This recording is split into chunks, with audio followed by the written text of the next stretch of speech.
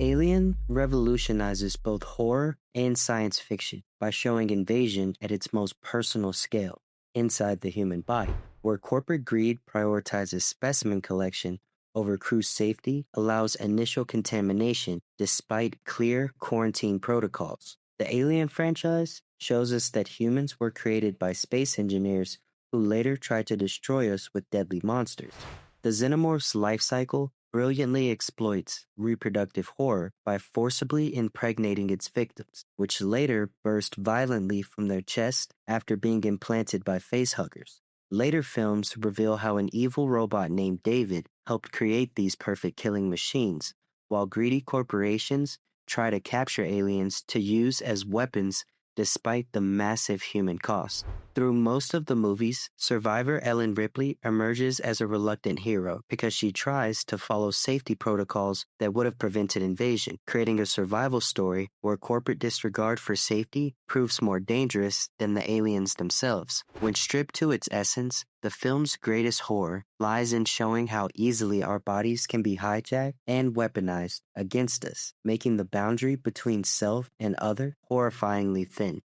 Independence Day captures our deepest invasion fears through massive ships hovering over major cities worldwide, creating immediate panic as landmarks are destroyed in coordinated attacks that eliminate our defenses. The aliens operate like a hive mind with no interest in communication, harvesting planets systematically across galaxies and forcing different human nations to work together despite their historical conflicts. Humanity's victory comes not through matching the aliens' technology, but finding a key weakness, proving that adaptability and creativity hits different than raw power when civilizations throw down. The film serves up War of Independence vibes for global audiences, framing humanity's resistance as another fight for freedom when the odds are completely stacked against us. Independence Day celebrates how humans can clutch up in the worst situations while showing that facing extinction is the ultimate team-building exercise to get us past our drama. Mars Attacks is a funny alien invasion movie that doesn't take itself too seriously. It uses silly-looking aliens with big heads and flying saucers to make fun of old sci-fi movies and modern disaster films. The Martians say we come in peace, right before killing everyone in Congress, showing how words and actions don't always match up. No one can stop the aliens. Politicians, military leaders, and scientific experts all prove equally ineffective against invaders who understand human weaknesses precisely because they share them: arrogance, aggression, and the underestimation of seemingly primitive responses. The random discovery that country music causes Martians' heads to explode creates the perfect lowbrow defeat mechanism for pompous invaders, suggesting that elite solutions fail where popular culture succeeds, precisely because elites dismiss cultural elements they consider beneath them. The movie pokes fun at everyone in power and shows how sometimes the simplest solutions come from unexpected places, not from the experts who think they know everything. The Thing creates intense fear through an alien that can perfectly copy anyone, making every friend potentially an enemy and forcing the Antarctic research team into paranoia as escape is impossible. The small group quickly falls apart as trust disappears. Scientific protocols are abandoned and communication with the outside world is cut off, suggesting that any larger society would collapse in the same way if faced with this threat. This perfect impersonation represents our fear that dangers might come from within rather than attacking from outside, showing the horror of losing our identity while appearing unchanged to others. The film's unclear ending leaves us wondering whether humanity could even detect such an invasion on a global scale, especially when the invader operates at microscopic levels we can't easily see. The grotesque transformation scene triggers deep disgust by appearing both organic yet fundamentally wrong, activating our ancient fear of disease while challenging what we think of as life. The Faculty throws its alien invasion plot straight into high school drama, where all the cliques and that natural teenage skepticism of adults creates the perfect cover story for extraterrestrials to body snatch the grown-ups kids already find kind of off. The parasites, these water-loving creatures that slither into your ears to hijack your brain, are literally nightmare fuel for teens already dealing with their bodies going through it and trying to figure out who they even are. The absolute plot twist Caffeine pills and diuretic drugs becomes humanity's only defense, which is low-key hilarious because the contraband in everyone's lockers ends up saving the world. It's like teenage rebellion for the win, and maybe the outcasts are the only ones who can actually see what's wrong when everyone else is drinking the Kool-Aid. The infected don't grow extra heads or anything obvious. They just act weirdly too perfect. Teachers actually listening when you talk, and coaches suddenly not yelling 24/7 gives off major red flag energy. The whole vibe is basically a metaphor for how hard it is to stay true to yourself when society's constantly pressuring you to conform. Sometimes keeping it real means making sacrifices and teaming up with people you'd normally never sit with at lunch. Nope reimagines alien invasion with a predator disguised as a cloud that unfolds into an organic feeding system rather than a technological spaceship. The Haywood siblings gradually figure out the creature's hunting patterns, turning their ranch into both a battlefield and observation post, showing how people who are often ignored sometimes see threats that mainstream society misunderstands. Jean Jacket's hunting behavior comments on humanity's obsession with spectacle and our willingness to risk everything for images with characters literally eaten because of their desire to document rather than understand what they're seeing. The film examines our relationships with animals, from horses to aliens, questioning whether we should try to tame things that are fundamentally wild and what happens when we disrespect creatures different from ourselves. At its core, Nope calls out our toxic relationship with phones up culture, where our obsession with going viral instead of actually living in the moment might be the thing that ultimately takes us out. Predator reinvents alien invasion through its hunter-sportsman approach, with Earth seen not as a colony target, but trophy hunting reserve where technologically superior visitors harvest skilled human warriors as a challenging game. The jungle setting cleverly equalizes the encounter by limiting technological advantages on both sides, reducing human military superiority while forcing the predators to rely more on physical prowess than technological dominance. The alien's invisibility technology creates profound vulnerability for humans used to visual threat identification, while its heat vision perspective shots remind viewers that different sensory systems create entirely different realities and tactical advantages. Duchess Team's gradual elimination demonstrates classic horror structure where seemingly overwhelming human firepower proves inadequate against methodical alien intelligence, forcing adaptation toward more primitive combat approaches that ultimately prove more effective. The Predator's honor code, sparing unarmed opponents, collecting trophies, and preferring worthy adversaries, creates an unsettling mirror for humanity's own hunting traditions. Men in Black reimagines invasion as immigration management, presenting Earth as a cosmic neutral zone where refugees, tourists, and exiles from across the galaxy live alongside unaware humans through elaborate disguises and government supervision. The MIB organization itself represents humanity's hidden advancement, operating highly advanced technology and maintaining complex diplomatic relations with thousands of species, while the general population remains entirely unaware of extraterrestrial presence. Alien species diversity creates visual comedy through imaginative physical differences, yet these differences ultimately highlight similarities in motivation across cosmic cultures. Love, survival, commerce, and finding community remain universal regardless of biological origin. The memory-erasing neuralizers serve as a metaphor for humanity's selective attention to comfortable rather than challenging realities, suggesting that many encounters with the unexplainable are simply removed from consciousness rather than truly never experienced. Arrival changes the alien invasion story by focusing on language instead of weapons, with the alien's circular writing changing how humans think about time itself. As countries isolate themselves and prepare for war, we see how quickly people stop working together when faced with something unknown, showing how language barriers between humans are as challenging as talking to aliens. The heptapod's gift shows how new ways of thinking first seemed threatening before we realized their opportunities to grow.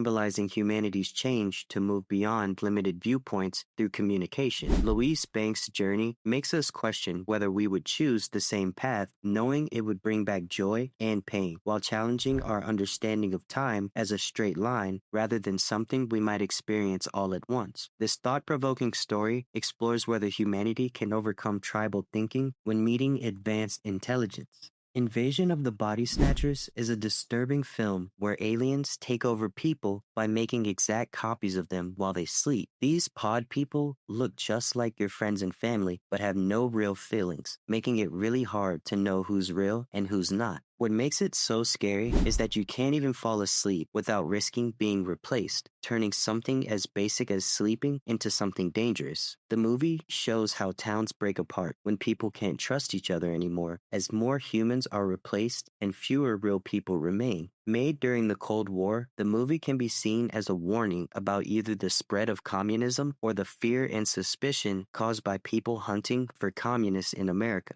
Either way, it taps into our fear of losing what makes us human and not being able to trust the people we love. Annihilation portrays invasion as environmental transformation rather than military attack, with the Shimmer's expanding border mixing all DNA within its boundaries to create beautiful mutations that leave scientists completely baffled. The all-female expedition team faces not just external dangers, but internal breakdown as the border between self and environment blurs, raising deep questions about human identity when our very molecular structure can be rewritten. Lena's meeting with her exact double in the lighthouse creates the ultimate confrontation with otherness, revealing that understanding alien intelligence might require abandoning human perspective completely rather than trying to translate it into familiar terms. The Shimmer works as a metaphor for how trauma changes us on deep levels, with each team member's personal history affecting how they experience and ultimately surrender to or resist their biological reconfiguration within this alien environment. Though appearing destructive from our viewpoint, the film presents this invasion as potentially evolutionary rather than destructive, a process neither good nor evil, but simply transformative beyond human understanding. War of Worlds creates the initial panic with its reveal that these advanced tripods were buried under our feet way before humans even existed. Total sleeper agent vibes. Like these aliens were just playing the long game, waiting for harvest season instead of just now finding Earth. The story follows regular people instead of military heroes, making you live through society's absolute collapse through one family's desperate journey as literally everything, power grids, cell service, basic social norms, all fall apart within hours. All our tech is straight up useless against invaders who've been planning this for centuries. Yet these seemingly unbeatable aliens end up getting taken out by Earth's most basic defense system, bacteria that humans evolved with but the aliens have zero immunity against. The ending is low-key genius because it flips the whole human save the day trope by showing that our planet's real protection isn't our big brains or weapons, but the interconnected ecosystem we usually don't even appreciate. Close Encounters changed alien contact stories by showing visitors who communicate through light, sound, and math rather than words, hitting people with major psychological awakening vibes after just brief encounters. Regular folks from totally different backgrounds start obsessing over the exact same shapes and melodies, like they're all sharing some weird mental playlist that hits way deeper than their education or culture, creating unexpected connections between complete strangers. The film exposes government cover-ups working against individual spiritual awakening, framing alien contact as this potentially life-changing revelation that authorities are low-key terrified of because it might make people care less about borders and flags. Roy's journey from basic suburban electrician to cosmic traveler means completely ghosting his old life. Family, crib, jobs, raising the uncomfortable question of whether true understanding means cutting ties with your regular human connection. Spielberg's hopeful take shows First Contact not as invasion, but as an exclusive invite, where having that childlike curiosity instead of adult skepticism is the real cheat code to cosmic understanding. The Day the Earth Stood Still shows invasion as an intervention rather than conquest, with Klaatu arriving as a space representative tasked with delivering an ultimatum to Earth's leaders about our development of nuclear weapons and their potential threat to the cosmic community. The film flips invasion expectations by presenting a seemingly human visitor whose differences show gradually through behavior rather than appearance, creating unease through his unfamiliar ethics rather than biological differences. Klaatu's relationship relationship with young Bobby and widow Helen demonstrates his capacity for human connection despite alien origin, suggesting that differences between worlds might be bridged through personal relationships rather than government negotiations. Through Gort, a seemingly invincible robot capable of destroying military technology, the film shows overwhelming technological superiority while deliberately choosing restraint, positioning advanced civilizations as strict but fair cosmic parents rather than conquerors.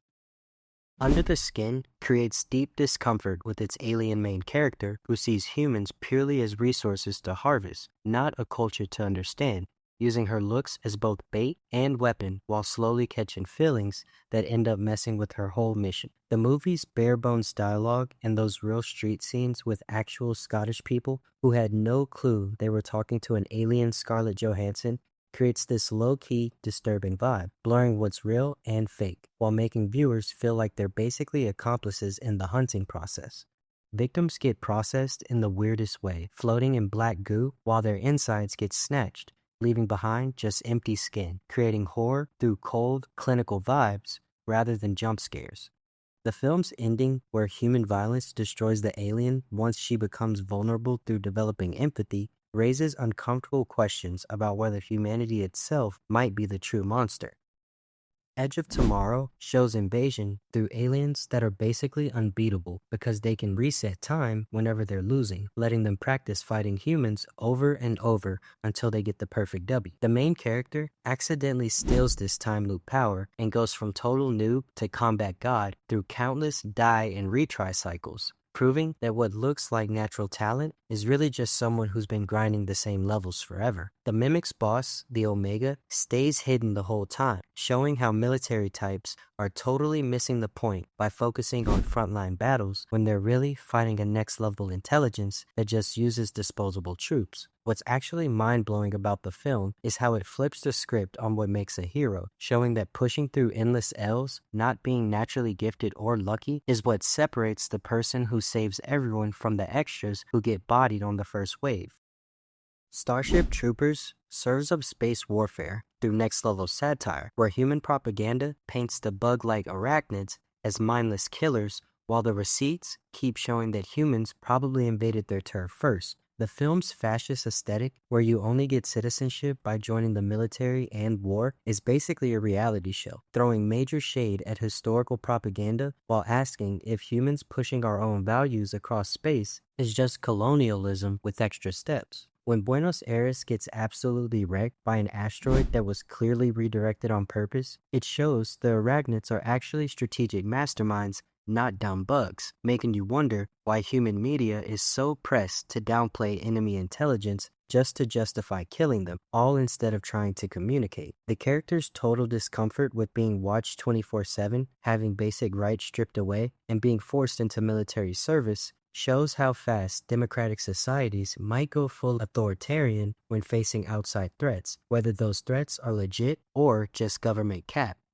Contact flips the script on First Contact by having aliens send DIY instructions instead of actually showing up, creating this global science collab that transcends borders while simultaneously making religious and political drama pop off about how to handle it. The message coming through as math basics, universal constants, and prime numbers proves that science is the ultimate universal language between intelligent species, no matter what they look like or believe. Ellie Arroway's glow-up from lonely radio telescope nerd to wormhole traveler represents humanity's potential evolution from just listening to the universe to actually joining the galactic group chat, but only if we can stop competing and start sharing knowledge. The aliens showing up like dead relatives during contact is actually big brain energy for first impressions, showing that advanced intelligence would prioritize the emotional prep alongside the knowledge exchange instead of traumatizing humans by pulling up looking completely unhinged.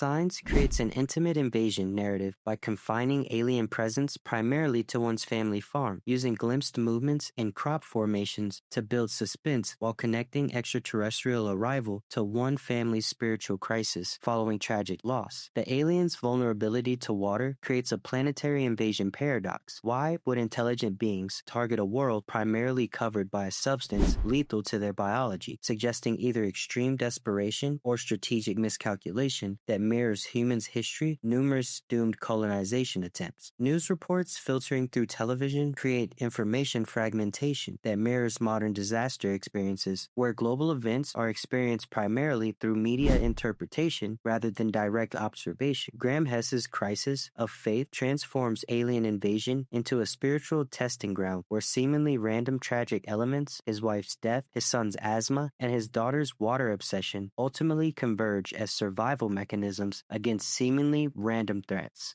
Slither revitalizes body horror invasion through its parasitic organism that absorbs and merges with victims into increasingly grotesque shared consciousness, creating visceral disgust through practical effects that transform familiar human forms into pulsating, tentacled monstrosities. The invasion's initial success depends on exploiting human emotional vulnerabilities, using familiar faces and relationships to gain access before revealing true nature, creating a perfect metaphor for how abusive relationships operate through exploiting trust rather than overcoming resistance. Small-town isolation creates a perfect invasion environment where limited resources, established relationships, and restricted escape options transform community strengths into vulnerabilities when facing a biological threat. The hive mind's consumption and incorporation of distinctly American cultural elements from deer hunting to car culture creates darkly comic commentary on consumer society where individuals increasingly resemble what they consume rather than maintaining distinct identities.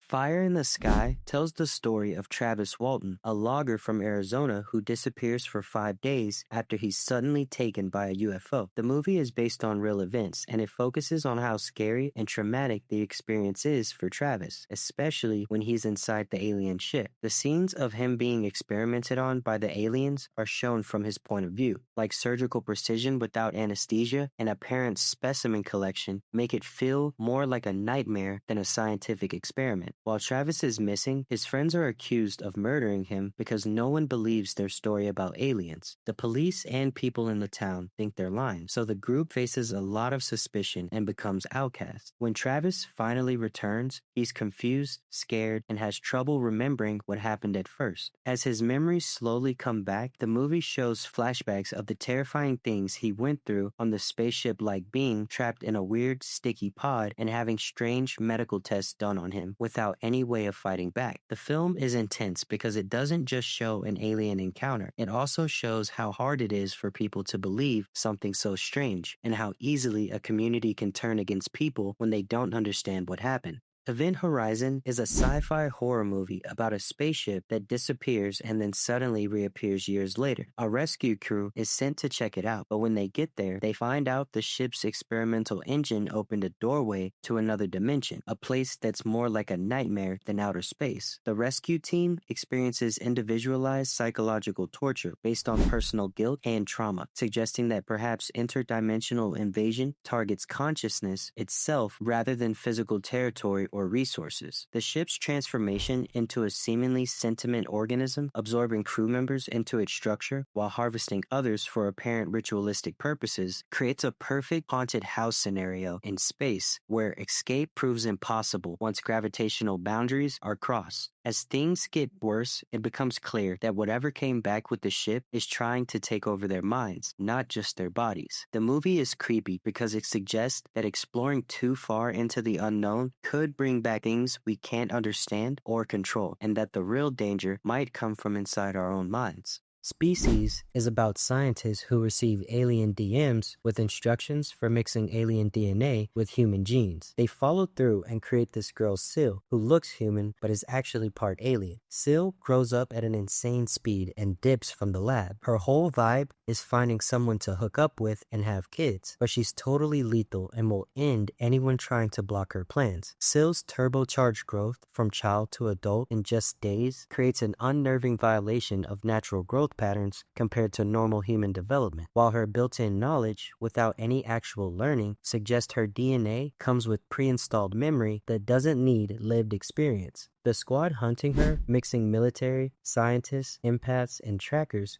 shows they're trying to cover all bases against this unprecedented threat, but they're still getting absolutely outmaneuvered by her evolution that's specifically designed to blend on Earth. The way this hybrid carefully shops for genetic perfection and mates while brutally rejecting anyone not making the cut holds up a mirror to how humans actually select partners, exposing that our quote-unquote civilized dating preferences might not be that different from survival instincts.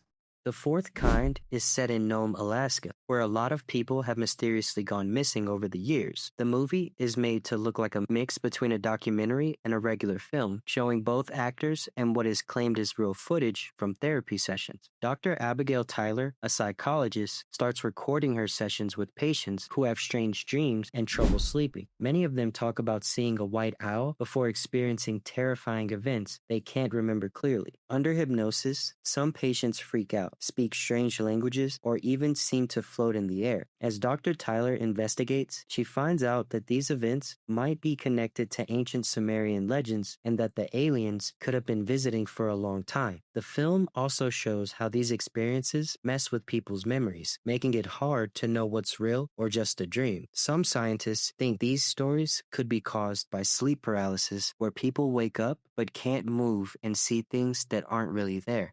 The fifth element flips invasion stories by making it this ancient cycle rather than some alien pop-up, with Earth facing a cosmic alignment that lets the great evil approach every 5,000 years. Future Earth, with its vertical megacities and flying car aesthetic, creates major eye candy while still keeping familiar wealth gaps and corporate power grabs, showing that all our tech upgrades don't necessarily fix society's core issues. Lilu, being the perfect being, combining god-tier fighting skills with deep emotional sensitivity, creates this wild paradox where the ultimate weapon needs emotional fulfillment to work instead of just pushing a button. The weapon, requiring human love as its activation key, creates this perfect blend of spiritual and technological elements, proving that emotional intelligence is actually the cheat code against cosmic threats, not a weakness. The film's biggest takeaway celebrates how human feelings and connections might actually be our most unique contribution to the actual universe.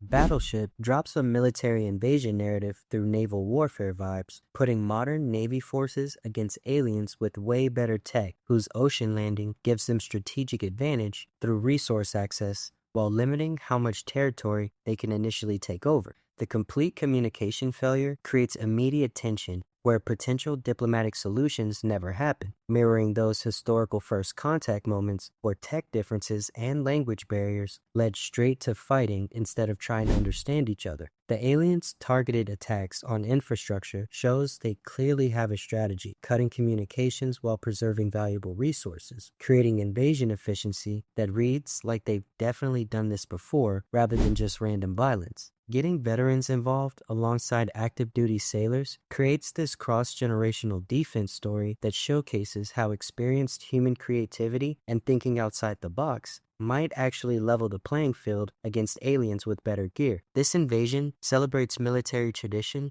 and adaptation rather than having the fanciest toys as what really matters when everything's on the line.